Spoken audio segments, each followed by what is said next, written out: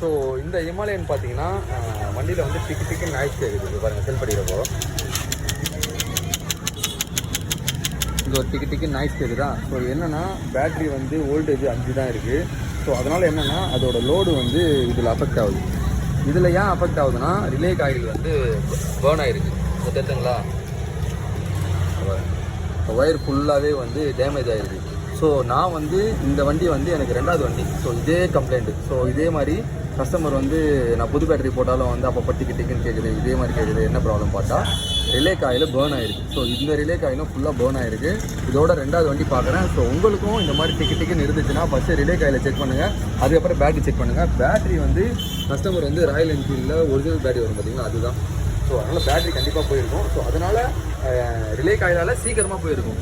So உங்களுக்கும் இந்த மாதிரி ஏதாச்சும் பிரச்சனை இருந்துச்சுன்னா நீங்கள் ஃபஸ்ட்டு ரிலே காயில் பாருங்கள், அதுக்கப்புறம் பேட்டரி செக் பண்ணுங்கள். Guys keep supporting. தேங்க்யூ.